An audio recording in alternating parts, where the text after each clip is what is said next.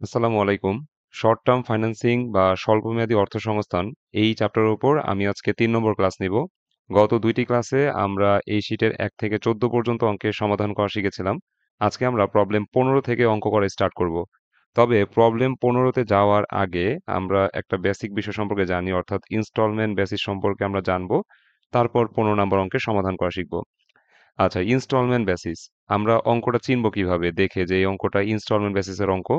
এইজন্য আমি একটা নোট লিখে দিয়েছি। যদি অঙ্কে ইনস্টলমেন্ট বা পেমেন্ট কথাটি উল্লেখ থাকে, তবে তা ইনস্টলমেন্ট বেসিসের অঙ্ক। আমাদের অঙ্কের মধ্যে কি উল্লেখ থাকবে? ইনস্টলমেন্ট অথবা পেমেন্ট। অর্থাৎ ইনস্টলমেন্ট বেসিসের মূল বিষয়টা হচ্ছে যে কিস্তির মাধ্যমে আসল এবং সুদের টাকা পরিশোধ করা হবে। তো কিস্তির মাধ্যমে যেহেতু আসল এবং সুদের টাকা পরিশোধ করা হবে, সেহেতু ওই অঙ্কের মধ্যে অবশ্যই ইনস্টলমেন্ট না হয় পেমেন্ট কথাটা উল্লেখ থাকবে। তখনই আমরা বুঝে যাব যে এই অঙ্কটা হচ্ছে ইনস্টলমেন্ট বেসিসের অঙ্ক। যদি ইনস্টলমেন্ট বেসিসের অঙ্কে ইআইআর বের করতে বলে, that's mean effective interest rate বের করতে বলে, তাহলে আমরা এই সূত্রটা অ্যাপ্লাই করব। ইনস্টলমেন্ট বেসিসে এই একটা সূত্রই আছে, ইআইআর সমান 2PC divide by A into N plus one into 100। আচ্ছা, এখানে পি দিয়ে, সি দিয়ে, এ দিয়ে, এন দিয়ে কি বুঝায় এই বিষয়টা আমাদের জানতে হবে। আমি এখানে লিখেছি এ মানে হচ্ছে অ্যামাউন্ট অফ লোন, অর্থাৎ আমরা যত টাকা লোন করব সেটাকে এ দ্বারা প্রকাশ করতে হবে। অ্যামাউন্ট অফ লোন মানে হচ্ছে এ। আর সি দিয়ে বুঝায় অ্যামাউন্ট অফ ইন্টারেস্ট, সুদের পরিমাণকে আমরা সি দ্বারা প্রকাশ করব। আর পি দিয়ে বুঝায় number of instalment in a year. N দিয়ে বুঝায় টোটাল নাম্বার অফ ইনস্টলমেন্ট। এই পি আর এন নিয়ে একটু কথা বলি। ধরো আমাদের অঙ্কের মধ্যে বলা আছে সেমি অ্যানুয়াল পেমেন্ট, তখন আমরা বুঝতে পারছি যে দুইটা পেমেন্টের মাধ্যমে আসল এবং সুদের টাকা পরিশোধ করা হবে। তো সেমি অ্যানুয়াল পেমেন্ট হলে আমি যদি বলি number of instalment in a year, এক বছরে ইনস্টলমেন্টের সংখ্যা কত, তাহলে তুমি অবশ্যই বলবা যেহেতু সেমি অ্যানুয়াল পেমেন্ট, সেহেতু এক বছরে ইনস্টলমেন্ট হচ্ছে দুইটা, তাই না? আর যদি বলি টোটাল নাম্বার অফ ইনস্টলমেন্ট কত,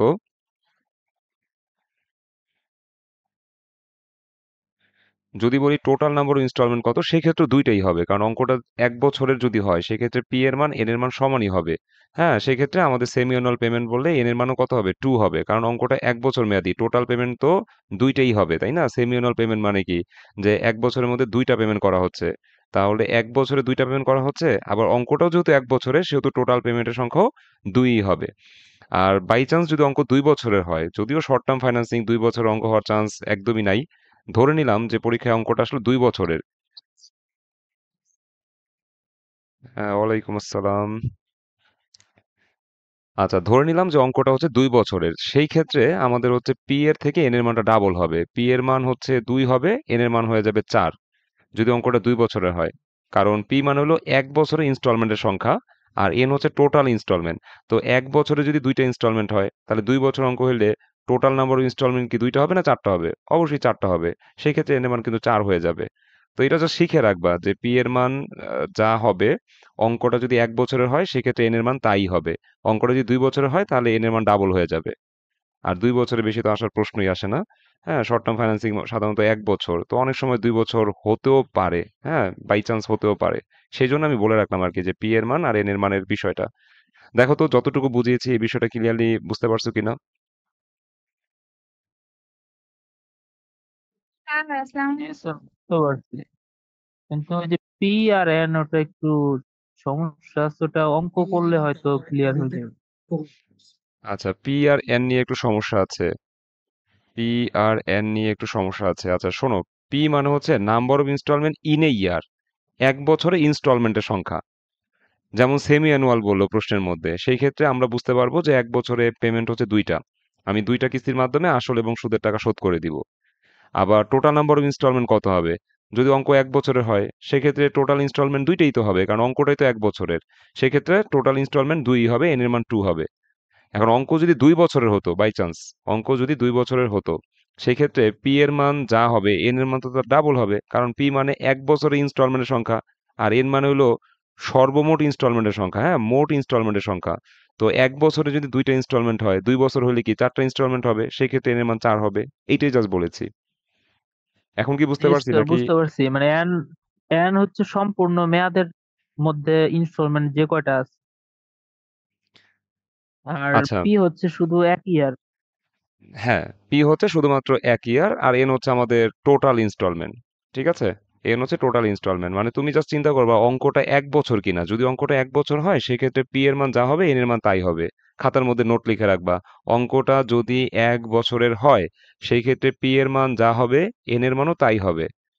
বাই চান্স যদি অঙ্কটা 2 বছরের হয় সেই ক্ষেত্রে পি এর মান যা হবে এন এর মান তার ডাবল হবে। এইভাবে একটা নোট লিখে রাখতে পারো। আচ্ছা, এবার আসো আমরা একটা অঙ্ক করি। আমাদের 15 নাম্বার যে অঙ্কটা আছে সেটা আমরা স্ক্রিনে দেখতে পাচ্ছি। এখানে বলা হয়েছে ইফ ইউ বোরো টাকা 10,000 এট টাকা 1,000 ইন্টারেস্ট ফর 1 ইয়ার। এখানে বলা হয়েছে কি যে ইফ ইউ বোরো টাকা 10,000, যদি তুমি 10,000 টাকা ঋণ করো তাহলে সুদ দিতে হবে কত টাকা? 1,000 টাকা সুদ দিতে হবে ফর 1 ইয়ার। অঙ্কটা হচ্ছে 1 বছর মেয়াদি। সেই ক্ষেত্রে পি এর মান যা হবে এন এর মানও তাই হবে। 1 বছরের অঙ্ক হলে পি এর মান যা হবে এন এর মানও তাই হবে। আচ্ছা, এখানে এই যে ঋণ করছি 10,000 টাকা, এটা হচ্ছে আমাদের এ এর মান। আর এই যে বছরের সুদ হচ্ছে 1,000 টাকা, এটা হচ্ছে সি এর মান। What is your effective interest rate for the following payment plans? এই যে পেমেন্ট কথাটা আছে, হ্যাঁ, পেমেন্ট প্ল্যান। তো ইফেক্টিভ ইন্টারেস্ট রেট ইআইআর বের করতে বলছে, নিচে কিছু পেমেন্ট প্ল্যান দেওয়া আছে, অর্থাৎ অ্যানুয়াল পেমেন্ট। তুমি একটা কিস্তির মাধ্যমেই সুদ আসল শোধ করে দিবা। হ্যাঁ, সেমি অ্যানুয়াল পেমেন্ট, তুমি দুইটা পেমেন্টের মাধ্যমে সুদ আসল শোধ করে দিবা। কোয়ার্টারলি পেমেন্ট, তুমি 4টা পেমেন্টের মাধ্যমে সুদ আসল শোধ করে দিবা। আর মান্থলি পেমেন্ট বলাতে আমরা বুঝতে পারছি 12টা পেমেন্টের মাধ্যমে আমরা সুদ আসল শোধ করে দিব। তাহলে অ্যানুয়াল পেমেন্ট যদি হয় তাহলে বছরে আমি একটাই কিস্তি দিব, এবং অঙ্কটা যেহেতু 1 বছর মেয়াদি সেহেতু এন এর মান that's mean total number of ইনস্টলমেন্টও একই হবে।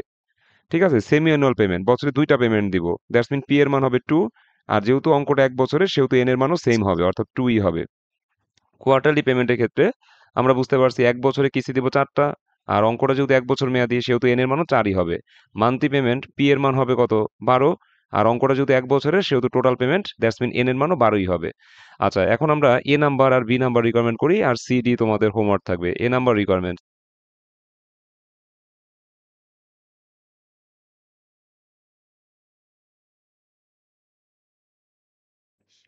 আচ্ছা, তাড়াতাড়ি মেরে দেন স্যার। কালো কালি মেরে দিব? না, সমস্যা নাই। এখানে অ্যামাউন্ট অফ লোন এ সমান কত লিখলাম? এ সমান লিখলাম 10,000। এটা আমাদের প্রশ্নে দেওয়া আছে। লোন হচ্ছে 10,000 টাকা আর সুদ হচ্ছে 1,000। So amount of interest C সমান 1,000 টাকা লিখলাম। আচ্ছা, এরপরে আমরা রিকোয়ারমেন্টে দেখবো যে অ্যানুয়াল পেমেন্ট। প্রশ্নের মধ্যে বলা আছে অ্যানুয়াল পেমেন্ট, অর্থাৎ একটা পেমেন্টের মাধ্যমে আমি সুদ আসল শোধ করবো।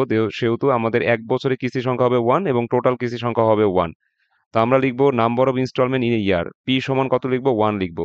আর যেহেতু অঙ্কটা 1 বছরের সেহেতু আমাদের এন এর মানও সেম হবে। Total number of instalment n equal to কত হবে? 1 হবে। এরপর আমরা লিখবো যে ইফেক্টিভ ইন্টারেস্ট রেট ইআইআর সমান হোয়াট। এখানে লিখবা ইফেক্টিভ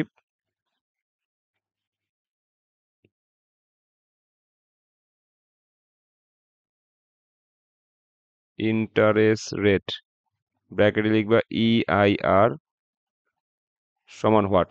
তারপরে উইনো দিয়ে ইআইআর এর সূত্র বসাই দিবা 2pc divide by a into n plus 1 into 100। So 2 এর জায়গায় 2, পি এর পরিবর্তে 1 বসাইতে হবে, সি এর পরিবর্তে 1,000 বসাইতে হবে, যে 1 আর 1,000 বসাইলাম।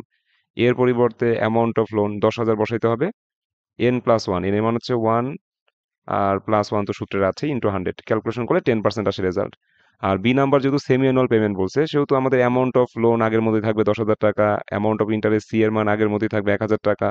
হ্যাঁ, সেমি অ্যানুয়াল পেমেন্ট বলার কারণে আমরা বুঝতে পারছি 1 বছরে কিস্তি দিব দুইটা। তাহলে number of instalment in a year, p equals to কত হবে? 2। আর যেহেতু অঙ্কটা 1 বছর মেয়াদি সেহেতু সর্বমোট কিস্তি তো দুইটাই হবে। তাহলে total number of instalment n এর মান কত হবে? 2 হবে। তারপর আমরা লিখবো ইফেক্টিভ ইন্টারেস্ট রেট ইআইআর সমান হোয়াট।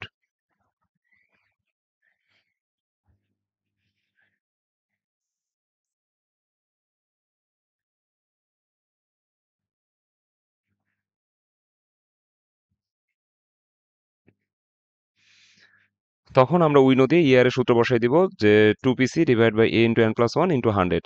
সো 2 এর জায়গায় 2 লিখলাম, পি এর পরিবর্তে 2 লিখতে হবে, আর সি এর পরিবর্তে 1,000 divide by a into n plus 1, এর পরিবর্তে 10,000 আর n এর পরিবর্তে 2 প্লাস 1 ইন্টু 100। ক্যালকুলেশন করলে 13.33% আসে রেজাল্ট।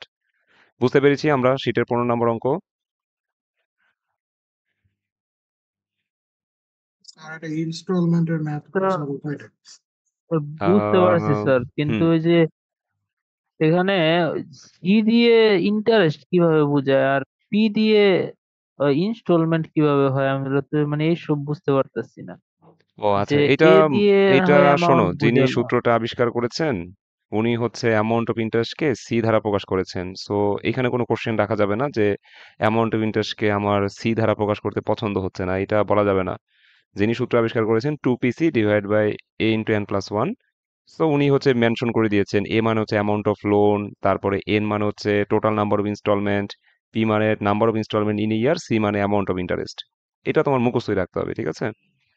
ঠিক স্যার, তবে আর কি এটা মনে রাখাটা কষ্ট হয়ে যাবে যে পি দিয়া ইনস্টলমেন্ট বুঝায় বা এন দিয়াও ইনস্টলমেন্ট, মানে এন দিয়া তো টোটাল, আর সি দিয়া আবার ইন্টারেস্ট, এসব হুম। খেয়াল রাখাটাই কষ্ট হয়ে যাবে। কষ্ট হয়ে যাবে, কিন্তু কথা হচ্ছে মুখস্থ রাখতে হবে, ঠিক আছে? খুব একটা কষ্ট হবে না আশা করি। এই যে অ্যামাউন্ট অফ লোনের ক্ষেত্রে মনে রাখবা যে এ আছে না সামনে, সো অ্যামাউন্ট অফ লোন মানে এ। তারপরে অ্যামাউন্ট অফ ইন্টারেস্ট, এটাকে আমরা কস্ট বলে থাকি, তাই না? যে লোনের ব্যয় হচ্ছে, আমরা ইন্টারেস্টকে বলে থাকি, সেই জন্য কস্টকে সি দ্বারা প্রকাশ করা হয়। তো অ্যামাউন্ট অফ ইন্টারেস্টকে সি দ্বারা প্রকাশ করতে হবে, ওইভাবে মনে রাখবা যে কস্টকে সি দ্বারা প্রকাশ করা হয়। তারপরে হচ্ছে number of instalment in a year. এখন এইটা তোমার হচ্ছে পি, আর টোটাল নাম্বার ইনস্টলমেন্ট এন, এই দুইটা আলাদাভাবে মনে রাখতে হবে। এটার ক্ষেত্রে তোমার লজিক কাজ করছে না, মুখস্থ রাখতে হবে, ঠিক আছে? তো এগুলো সমস্যা হবে না, এগুলো মুখস্থ করে ফেলবা। আচ্ছা, আমরা পরবর্তী অঙ্কে যাই। আমাদের শীটের 16 নাম্বার যে অঙ্ক আছে, এটা আমরা করব। এইখানে এটাও ইনস্টলমেন্ট বেসিসের অঙ্ক, বাট ইন্টারেস্টটা অগ্রিম কাটা হবে। হ্যাঁ, সেক্ষেত্রে আবার এ থেকে সিটা বাদ যাবে। এইটুকু আর কি নতুন আসবে। So, আমি বুঝাই দিচ্ছি। এখানে বলা হয়েছে star computers needs to borrow টাকা 3 লাখ। স্টার কোম্পানির 3 লাখ টাকা ঋণ করা প্রয়োজন। সো এটা হচ্ছে এ এর মান। ঋণ মানে হচ্ছে এ। 10% ইন্টারেস্ট পার অ্যানাম। বছরে সুদের হার 10%। তাহলে সুদের পরিমাণটা কত? 3 লাখের 10% করলে 30,000 টাকা আসে। ওইটা হচ্ছে সি এর মান, অ্যামাউন্ট অফ ইন্টারেস্ট, যাকে আমরা সি দ্বারা প্রকাশ করি। With monthly instalment for a 1 year period. আমাদের ঋণটা 1 বছর মেয়াদি, তার মানে পি এর মান এন এর মান সেম হবে। আর মান্থলি ইনস্টলমেন্ট অর্থাৎ মাসে মাসে কিস্তি দিয়ে আমরা সুদ আসল শোধ করে দিব। তো এই যে মাসে মাসে কিস্তি দিব, সেহেতু আমাদের পি এর মান হবে 12, আর যেহেতু অঙ্কটা 1 বছরের, সেহেতু এন এর মানও সেম হবে, অর্থাৎ 12 হবে। এখন বলছে ক্যালকুলেট ইফেক্টিভ ইন্টারেস্ট রেট, তোমাকে ইআইআর বের করতে বলছে। If interest deducted in advance, what will B EAR? আচ্ছা, দুইবার রিকোয়ারমেন্টস করতে হবে, আমি একবার করেছি। আমি দুইবার করতে হবে এটা, ঠিক আছে? টাইপিং এর সময় তবে একবার করা হয়েছে। আমি একটা একটা রিকোয়ারমেন্ট আগে করি। এই পর্যন্ত হচ্ছে একটা রিকোয়ারমেন্ট, আবার এইখানে গিয়ে আরেকটা রিকোয়ারমেন্ট। তো আমরা প্রথমত কি লিখবো সেটা আমি বলি। গিভেনের মধ্যে আমরা লিখবো যে আমাদের amount of loan. Amount of loan হচ্ছে 3 লাখ টাকা। এই যে লিখলাম গিভেন অ্যামাউন্ট অফ লোন এ সমান সমান 3 লাখ টাকা। এখানেও শূন্য একটা বেশি আসছে।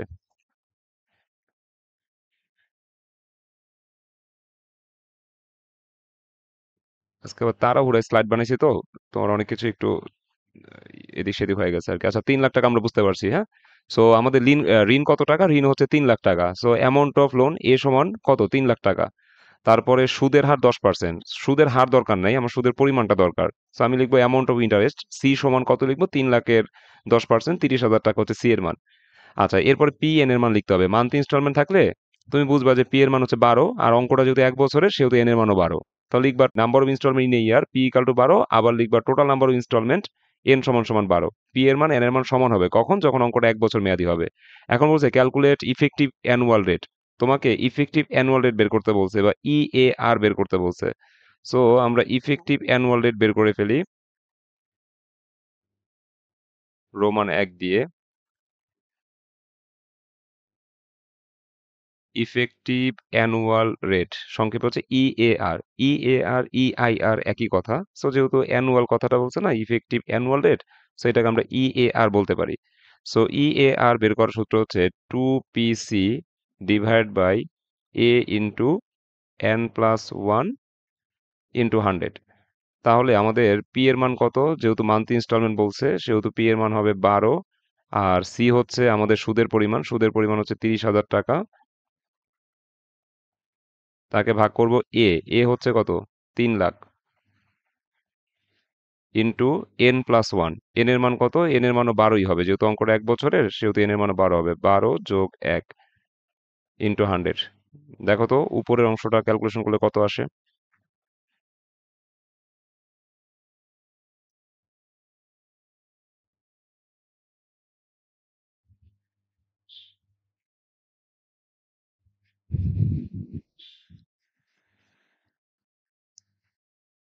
7,20,000। কত?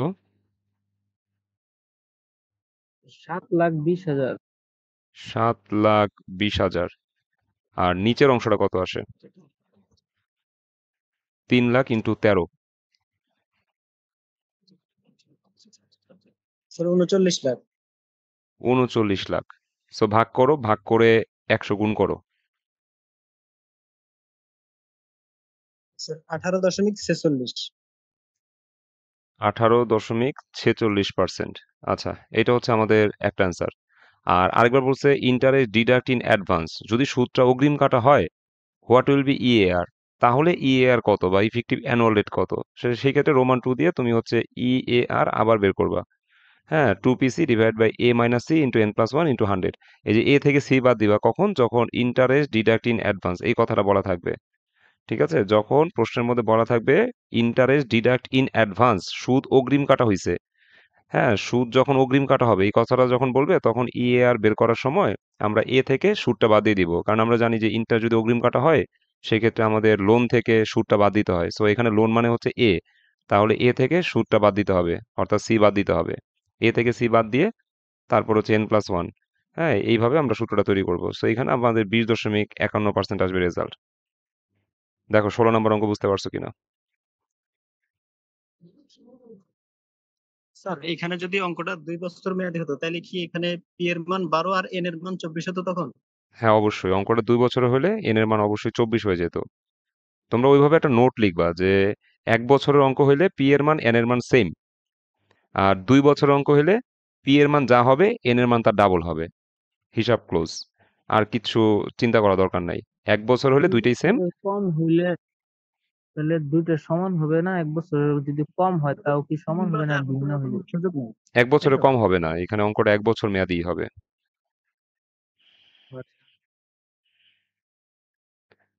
এখানে তো আচ্ছা, 2 বছরের বেশিতে যাওয়ার কোনো সুযোগ নাই, তাই তো?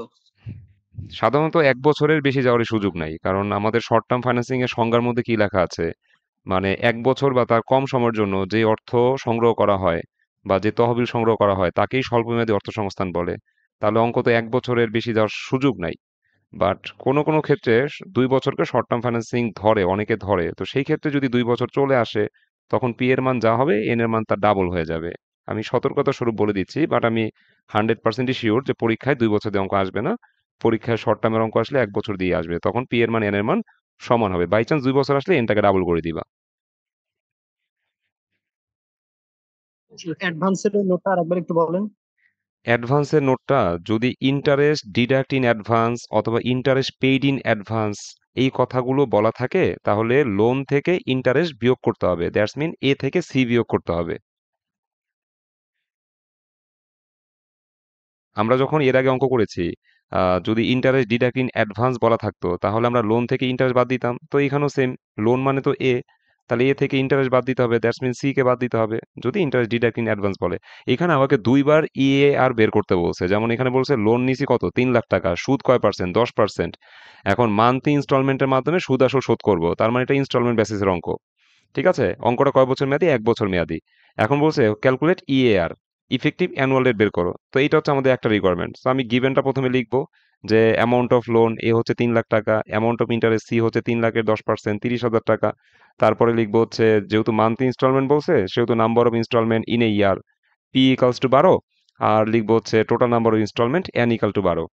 আচ্ছা, 1 বছর অঙ্ক বিদায় এন এর মানটা সেম হয়েছে, পি এর সেম হয়েছে। আচ্ছা, এরপরে রোমান 1 দিয়ে আমরা লিখবো ইএআর। এই যে এই প্রথম ইএআরটা বের করলাম, ইফেক্টিভ অ্যানুয়াল রেট প্রথম ইএআরটা বের করলাম 2PC divide by A into n+1 into 100। বের হলো কত 18.46%। পরে আরেকটা রিকোয়ারমেন্ট বলছে, হ্যাঁ সেটা আমরা রোমান 2 তে বের করেছি। এখানে আমরা লিখছি যে দেখতে পাচ্ছি যে if interest deduct in advance, যদি সুদ অগ্রিম কাটা হয় তাহলে ইএআর কত। তো সুদ যদি অগ্রিম কাটা হয় তাহলে লোন থেকে সুদ বাদ দিতে হবে, দ্যাটস মিন এ থেকে সি বাদ দিতে হবে। সূত্রটা আগের মতোই আছে, জাস্ট এ থেকে সিটা বাদ গেল। দেন ক্যালকুলেশন করলে আমরা দেখতে পাচ্ছি 20.51% হচ্ছে আমাদের ইফেক্টিভ অ্যানুয়াল রেট বা ইএআর। ক্লিয়ার এখন 16 নম্বর অঙ্ক।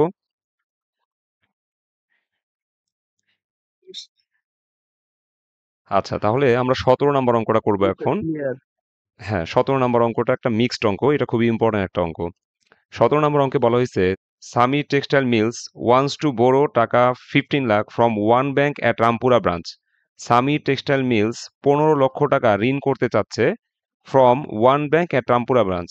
ওয়ান ব্যাংকের রামপুরা ব্রাঞ্চ হতে সামি টেক্সটাইল মিলস 15 লক্ষ টাকা ঋণ করতে চাচ্ছে, তাহলে এই 15 লাখ টাকা হচ্ছে ঋণের পরিমাণ। For 1 year period to meet the working capital requirement, মানে ওয়ার্কিং ক্যাপিটাল বাবদ তাদের হচ্ছে 1 বছরের জন্য 15 লাখ টাকা ঋণ করা প্রয়োজন। তাহলে অঙ্কটা 1 বছর মেয়াদি। 1 বছর মেয়াদি অঙ্ক, আমরা ঋণ করব কত? 15 লাখ টাকা। The bank has given alternative, bank কিছু অল্টারনেটিভ দিয়েছে, A B C D E, 5টা অল্টারনেটিভ দিয়েছে। বলছে which is the best alternative for Sami textile mills, Sami textile মিলসের জন্য কোন অল্টারনেটিভ বেস্ট, এই বিষয়ে তোমাকে মন্তব্য করতে বলছে। এখন তুমি একটা কাজ করতে পারো, যখন জানতে চায় যে সামি টেক্সটাইলের জন্য কোন অল্টারনেটিভ বেস্ট, তখন একটা কাজ করা যায় যে 5টা রিকোয়ারমেন্টেরই এপিআর বের করা যায়, অথবা 5টা রিকোয়ারমেন্টেরই ইআইআর বের করা যায়। তোমার যেটা ইচ্ছা তুমি বের করতে পারো। চাইলে তুমি 5টা অল্টারনেটিভের এপিআর বের করতে পারো, অথবা তুমি 5টা অল্টারনেটিভের ইআইআর বের করতে পারো। ঠিক আছে? এখন অঙ্কটা যেহেতু 1 বছর মেয়াদি, সেহেতু আমাদের এ নাম্বার যে অল্টারনেটিভ আছে এটা সিম্পল বেসিস, এপিআর এর সূত্রও যা, ইআইআর এর সূত্রও তা। বি নাম্বার যে অল্টারনেটিভ, এইখানে আমি দেখতে পাচ্ছি এটা হচ্ছে সিম্পল বেসিস, সাথে কম্পেনসেটিং ব্যালেন্স আছে। সো এইটারও এপিআর এর সূত্র যা, ইআর এর সূত্র তা, যেহেতু 1 বছর মেয়াদি অঙ্ক। তেমনি ভাবে সি নাম্বার যে অল্টারনেটিভ আছে, এখানে বলা আছে ইন্টারেস্ট ডিডাক্ট ইন অ্যাডভান্স, তার মানে ডিসকাউন্ট বেসিস। সো এটার এপিআর এর সূত্র, ইআর এর সূত্র একই হবে। তারপরে ডি নাম্বার যে অল্টারনেটিভ, এখানে সুদের হার আছে, সাথে কম্পেনসেটিং ব্যালেন্স আছে, এবং ইন্টারেস্টটা অগ্রিম কাটা হবে। এই যে interest deduct in advance, interest অগ্রিম কাটা হবে। তো ইন্টারেস্ট অগ্রিম কাটলে ডিসকাউন্ট বেসিস, সাথে কম্পেনসেটিং ব্যালেন্সও আছে। তো এই ক্ষেত্রেও আমরা ইআর এর সূত্র এবং এপিআর এর সূত্র একই বসাইতে পারবো, যেহেতু অঙ্কটা 1 বছর মেয়াদি, ইআইআর এবং এপিআর এর সূত্র একই। আর ইনস্টলমেন্ট বেসিসে একটাই সূত্র আছে, ইআইআর সমান এই সূত্রটা বসাইতে হয়। এখন কথা হচ্ছে, আমি যদি 5টা অল্টারনেটিভের এপিআর করি তাও হবে, 5টা অল্টারনেটিভের ইআইআর করলেও হবে। এখন আমি ইআইআর সিম্বলটা কেন ব্যবহার করছি সেটা একটু বলে দেই। এই যে মান্থলি ইনস্টলমেন্ট বলা থাকার কারণে আমি বুঝতে পারছি ই নাম্বার অল্টারনেটিভ হচ্ছে ইনস্টলমেন্ট বেসিসের অঙ্ক, আর ইনস্টলমেন্ট বেসিসের যে সূত্রটা, এই সূত্রের সিম্বল হচ্ছে ইআইআর। তো যেহেতু ইনস্টলমেন্ট বেসিসে আমার ইআইআর লিখতেই হবে, তো বাকি 4টা অল্টারনেটিভে আমি ইআইআর লিখি, তাহলেই কিন্তু আমার ম্যাচ করে গেল যে আমি 5টা অল্টারনেটিভের ইআইআর বের করলাম। ঠিক আছে? তো আমি সেই কথাটাই বললাম যে আমরা 5টা অল্টারনেটিভের ইআইআর বের করব। দেন হচ্ছে যার ইআইআর সবচেয়ে কম হবে আমি বলবো যে সামি টেক্সটাইলের জন্য সেই অল্টারনেটিভ হচ্ছে বেস্ট। এখন এ নাম্বার অল্টারনেটিভে আসো, এখানে বলা আছে 10% interest with no compensating balance, মানে 10% হচ্ছে সুদের হার, কোনো কম্পেনসেটিং ব্যালেন্স নাই। তাহলে কম্পেনসেটিং ব্যালেন্স নাই, ইটস ওকে, বাদ দাও, কম্পেনসেটিং ব্যালেন্সের কথা ভুলে যাও। হ্যাঁ, 10% সুদ, যখন ঋণ নিবা আর সুদের হার দেয়া থাকবে, সেটা তো সিম্পল বেসিস, মানে সুদ অগ্রিম কাটা হবে, এই কথা তো আর প্রশ্নে বলে নাই। তার মানে এটা সিম্পল বেসিস, সিম্পল বেসিসে ইআর বের করার সূত্র হচ্ছে আই বাই পি ইন্টু 100। তারপরে বি নাম্বার অল্টারনেটিভ, এখানে বলছে কি যে 12% ইন্টারেস্ট উইথ 10% কম্পেনসেটিং ব্যালেন্স, আমাদের সুদের হার হচ্ছে কত? 12%, সাথে কম্পেনসেটিং ব্যালেন্স কত? 10%। এটাও সিম্পল বেসিস, এটাও সিম্পল বেসিস, কিন্তু কম্পেনসেটিং ব্যালেন্স প্রশ্নে আছে। তো সিম্পল বেসিস কম্পেনসেটিং ব্যালেন্স যদি প্রশ্নে থাকে, তাহলে i divide by p minus CB into 100, এই সূত্রটা অ্যাপ্লাই করতে হয়। তারপর c number alternative, 14% interest rate, সুদের হার 14%, bank deduct interest in advance, সুদ অগ্রিম কাটা হয়েছে, তা সুদ অগ্রিম কাটলে ডিসকাউন্ট বেসিস। হ্যাঁ, সেক্ষেত্রে i by p minus i into 100, এই সূত্রটা অ্যাপ্লাই করতে হবে। আর ডি নাম্বারে বলছে 12% ইন্টারেস্ট উইথ 20% কম্পেনসেটিং ব্যালেন্স, মানে আমাদের সুদের হার হচ্ছে 12%, কম্পেনসেটিং ব্যালেন্স হচ্ছে 20%, ইন্টারেস্ট ডিডাক্ট ইন অ্যাডভান্স, মানে সুদ অগ্রিম কাটা হবে। সুদ অগ্রিম কাটা হইলে এটা ডিসকাউন্ট বেসিস, আর সাথে কম্পেনসেটিং ব্যালেন্স থাকার কারণে আমি বুঝতে পারলাম ডিসকাউন্ট বেসিস উইথ কম্পেনসেটিং ব্যালেন্সের সূত্র অ্যাপ্লাই করতে হবে। ডিসকাউন্ট বেসিস উইথ কম্পেনসেটিং ব্যালেন্সের সূত্র অ্যাপ্লাই করতে হবে, অর্থাৎ i divide by p minus i, এইটুক দিলে ডিসকাউন্ট বেসিস, আর মাইনাস সিবি দিলে বুঝতে হবে যে ডিসকাউন্ট বেসিসের সাথে সিবিটাও আছে। হ্যাঁ, এই জন্য i divide by p minus i minus CB into 100, এই সূত্রটা অ্যাপ্লাই করলাম। আর মান্থলি ইনস্টলমেন্ট বলার কারণে আমরা হচ্ছে ইনস্টলমেন্ট বেসিসের সূত্রটা অ্যাপ্লাই করলাম। এরপরে দেখবো যে 5টার মধ্যে কোন অল্টারনেটিভের মান সবচেয়ে ছোট আসছে বা কস্ট সবচেয়ে ছোট আসছে, আমরা সেই অল্টারনেটিভের নাম এখানে বসাই দিব। লাইক এখানে লিখতে পারি অল্টারনেটিভ এ অথবা অল্টারনেটিভ বি, যেটাই হোক না কেন কিছু একটা লিখবা। আমার কাছে রেজাল্ট নাই, দ্যাটস আমি এখানে ড্যাশ চিহ্ন দিয়েছি। ধরলাম যে অল্টারনেটিভ এ এর রেজাল্ট সবচেয়ে কম আসে, তাহলে লিখবো alternative a is the best for Sami textile mills because its EIR is lower than that of others, কারণ ইহার ইআইআর অন্যান্যগুলোর থেকে ছোট আসছে। এইভাবে মন্তব্যটা করে দিব, ঠিক আছে? দেখো তো এখন 17 নম্বর অঙ্কটা আর বুঝতে পারছি কিনা। সিম্পল বেসিস, জি স্যার এটা বুঝতে পারছি স্যার। সিম্পল বেসিস আর ডিসকাউন্ট বেসিসে কি 1 ইয়ারের বেশি ম্যাথ আছে? না না, এগুলা 1 ইয়ারের বেশি ম্যাথ হবেই না, শর্ট টার্ম ফাইন্যান্সিং তো, এগুলা 1 ইয়ারের বা 1 ইয়ারের কম হবে, 1 ইয়ারের বেশি হবে না। হ্যাঁ, হ্যাঁ, আমি আর মনে করলাম যে এখানে আছে কিনা, কারণ না আমরা না করি নাই 1 ইয়ারের বেশি। না, 1-এর উপরে এটা আমরা কখনো দেখি নাই, আর এটা হবেও না। ঠিক আছে, 1 ইয়ারই হবে সর্বোচ্চ। শর্ট টার্ম ফাইন্যান্সিং তো সর্বোচ্চ মেয়াদকাল হবে 1 ইয়ার বা 1 বছর হবে। আচ্ছা, তাহলে 17 আশা করি বুঝতে পেরেছি। এরপরে আমরা অন্য আরেকটা মেথডের অঙ্ক করবো আজকে, সেটা হচ্ছে রিভলভিং ক্রেডিট, যাকে আমরা বলি ঘূর্ণায়মান ঋণ। রিভলভিং ক্রেডিট যাকে কি বলি ঘূর্ণায়মান ঋণ বলি। এখানে বলা হয়েছে ঘূর্ণায়মান ঋণ বলতে বোঝায় ব্যাংক ও ঋণ গ্রহীতার মধ্যে এমন একটি আনুষ্ঠানিক চুক্তি যার মাধ্যমে ব্যাংক ঋণ গ্রহীতাকে একটি সর্বোচ্চ সীমা পর্যন্ত ঋণ প্রদানে সম্মত থাকে। কি বললাম আরেকবার বলছি, ঘূর্ণায়মান ঋণ বলতে বোঝায় ব্যাংক ও ঋণ গ্রহীতার মধ্যে এমন একটি আনুষ্ঠানিক চুক্তি যার মাধ্যমে ব্যাংক ঋণ গ্রহীতাকে একটি সর্বোচ্চ সীমা পর্যন্ত ঋণ প্রদান করতে সম্মত থাকে। মানে বিষয়টা আমি একটু ক্লিয়ারলি বুঝাই দিচ্ছি। ধরো ঘূর্ণায়মান ঋণটা কেমন? ঘূর্ণায়মান ঋণটা হচ্ছে এরকম যে তোমার হচ্ছে এখন ধরো ১০ লাখ টাকা ঋণ নেওয়া প্রয়োজন। এখন এই ১০ লাখ টাকা ঋণের মধ্যে এই মুহূর্তে তোমার ৬ লাখ টাকা প্রয়োজন, হয়তো বা আরো কিছুদিন পর আরো ৪ লাখ টাকা প্রয়োজন। এরকম কন্ডিশনে তোমার একটা ঋণ দরকার। তো সেই ক্ষেত্রে তুমি রিভলভিং ক্রেডিট এগ্রিমেন্ট করতে পারো ব্যাংকের সাথে, বা ঘূর্ণায়মান ঋণ চুক্তি করতে পারো। যে ব্যাংকের কাছে তুমি হচ্ছে লোন গ্রান্টেড করলা যে আমার হচ্ছে ১০ লাখ টাকা আমাকে ঋণ দেন। তো ব্যাংক তোমাকে ধরো ১০ লাখ টাকা ঋণ মঞ্জুর করলো। হ্যাঁ, এটাকে বলা হয় লোন গ্রান্টেড, মানে তুমি ১০ লাখ টাকা ঋণ পাওয়ার জন্য উপযুক্ত হইছো। এখন এই মুহূর্তে তোমার লাগবে হচ্ছে কত, ৬ লাখ টাকা। তাহলে তুমি ৬ লাখ টাকা ইউজ করবা, যতটুকু লোন ইউজ করবা তার উপর তোমাকে ইন্টারেস্ট দিতে হবে। আর ওই যে ৪ লাখ টাকা ওইটা তো তুমি ব্যাংকের কাছে আটকায় রাখছো যে আমি যে কোনো সময় লাগলে আমি আবার লোনটা নিতে পারবো, কিন্তু ওইটা তুমি ইউজ করো নাই, ওইটাকে বলা হয় আনইউজ লোন। ওই ৪ লাখকে বলা হয় কি আনইউজ লোন। ওই আনইউজ লোনের উপর একটা কমিটমেন্ট ফি দিতে হয়, যেটা ইন্টারেস্টের চেয়ে ছোট হয়ে থাকে, সাধারণত ২ থেকে ৫% হয়ে থাকে, বা যেটা প্রশ্নে দেওয়া থাকবে ওই পার্সেন্টেজটা আমাকে ব্যবহার করতে হবে। তো ঘূর্ণায়মান ঋণ চুক্তিটা খুবই ইম্পর্টেন্ট একটা বিষয় যে আমার হচ্ছে ১০ লাখ টাকা ঋণ প্রয়োজন। সো আমি ব্যাংকে আবেদন করব যে আমাকে ১০ লাখ টাকার ঘূর্ণায়মান ঋণ আমার সাথে করা হোক, ১০ লাখ টাকার ঘূর্ণায়মান ঋণ চুক্তি করা হোক।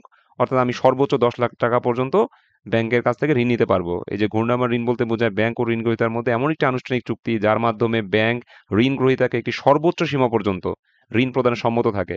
অর্থাৎ আমি যদি ১০ লাখ টাকা ঘূর্ণায়মান ঋণ চুক্তি করি, তাহলে ব্যাংক আমাকে সর্বোচ্চ ১০ লাখ টাকা পর্যন্ত ঋণ প্রদানে সম্মত থাকবে।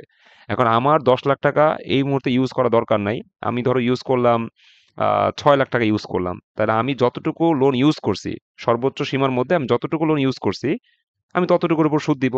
আর বাকি যতটুকু আনইউজড অবস্থায় ব্যাংকে পড়ে আছে, ওই টাকার উপর সুদ দিতে হবে না। ওইটা ব্যাংকে যেহেতু পড়ে আছে, ব্যাংক ওইটা চাইলে স্বাভাবিক দৈনন্দিন কাজ তো পরিচালনায় ব্যবহার করতেই পারবে। তো ওইটার উপর আর ব্যাংক সুদ দিবে না, কিন্তু একটা কমিটমেন্ট ফি নিবে। যেহেতু ওই টাকাটা আমি আটকায় রাখছি, হ্যাঁ, গ্রান্টেড লোন হিসাবে, সেহেতু ওই টাকার উপর একটা কমিটমেন্ট ফি নিবে, যা সাধারণত ২, ৩ বা ৫% হয়ে থাকে কমিটমেন্ট ফি। বা প্রশ্নে যেটা পার্সেন্টেজ বলা থাকবে আমরা সেই পার্সেন্টেজটা ব্যবহার করব। তো যদি ঘূর্ণায়মান ঋণ চুক্তির অঙ্ক হয় সেক্ষেত্রে এপিআর বের করতে বললো এই সূত্র, ইআইআর বের করতে বললো এই সূত্র। অর্থাৎ i plus CF divide by use loan into 100। I মানে হচ্ছে ইন্টারেস্ট, সিএফ মানে হচ্ছে কমিটমেন্ট ফি। ইন্টারেস্ট আর কমিটমেন্ট ফি যোগ করব, তাকে আমরা ইউজ লোন দিয়ে ভাগ করব এবং ইন্টু 100 করব। তাহলে এপিআর অথবা ইআইআর বের হয়ে যাবে। দেখো তো বিষয়টা বুঝতে পারছি কিনা, রিভলভিং ক্রেডিট বা ঘূর্ণায়মান ঋণ সম্পর্কে যা যা বললাম।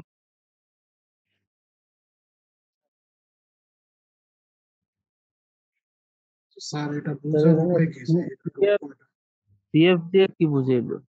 কমিটমেন্ট ফি। কমিটমেন্ট ফি বিষয়টা হচ্ছে যে আমি ঘূর্ণায়মান ঋণ পার্সেন্ট চুক্তি, থাকবে? পার্সেন্টেজটা আমাদের পোস্টে দেওয়াই থাকবে।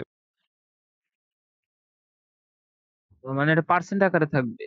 হ্যাঁ, আর এটা যে পার্সেন্টেজ। আইটাও ইন্টারেস্ট ইন্টারেস্টও পার্সেন্টেজ আকারে থাকবে। নাকি আমরা টাকায় হচ্ছে থাকবে? না, না, না, পার্সেন্টেজ আকারে থাকবে। ইন্টারেস্টের পার্সেন্টেজটা ধরতে হয় ইউজ লোনের উপর, আর কমিটমেন্ট ফি এর পার্সেন্টেজটা কাউন্ট করতে হয় আনইউজড লোনের উপর। সেটা আমরা অঙ্কে দেখবো, সমস্যা নেই।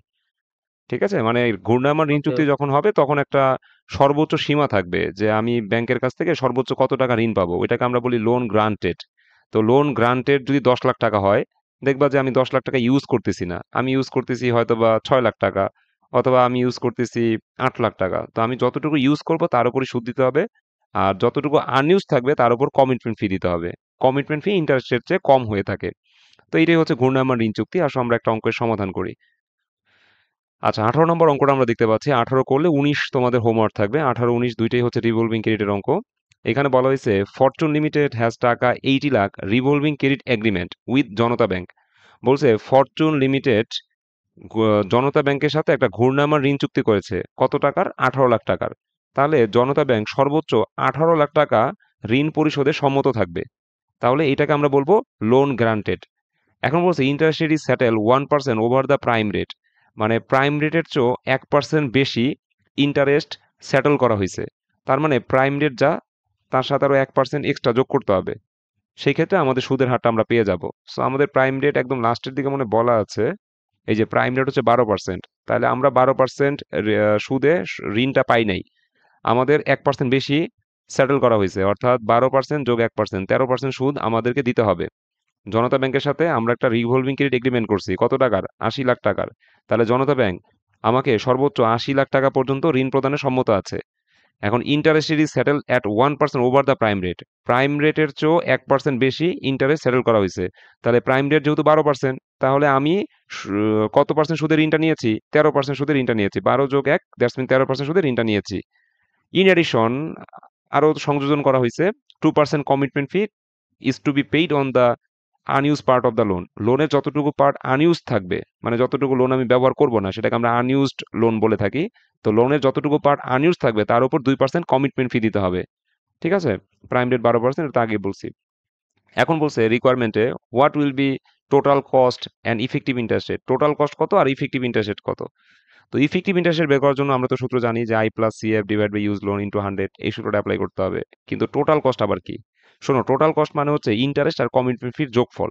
এই যে উপরে আই প্লাস সিএফ লিখছি না, এই যোগফলটার নামই হচ্ছে টোটাল কস্ট। সো এটা আমরা বের করে দেখাই দিব যে টোটাল কস্ট জিনিসটা কি। আসলে আগে গিভেনটা লিখে ফেলি। গিভেন দিয়ে লিখলাম লোন গ্যারান্টেড কত, 80 লাখ টাকা, এই যে 80 লাখ টাকা লিখলাম। তারপরে ইউজড লোন লিখতে হবে, ইউজ লোন কতটুক। 1 নম্বর রিকোয়ারমেন্টে বলছে অন এন, শূন্য তো বেশি, এখানেও শূন্য একটা বেশি হয়েছে না? ও, আমি ওই যে 80 লাখের কপি, মতো হ্যাঁ লোন। কপি করেছিলাম বুঝছো।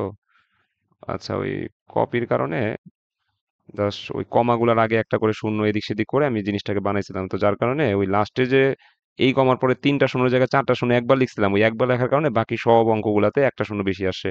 ওই যে কমার পর 3 শূন্যটা রেখে দিয়েছিলাম ওই কপি থেকে। তো এটা সমস্যা নেই, ওই যে আমরা আর কি বুঝতে পারতেছি যে তুই যে কমা আছে, হ্যাঁ, কমার কারণে আমরা 80 দেখে বুঝতে পারতেছি 80। আচ্ছা ঠিক আছে। তো এখানে আমাদের বলছে কি on an average 80% of the granted loan is used, মানে 80% লোন ইউজ করা হয়েছে, তাহলে বাকি 20% আনইউজড।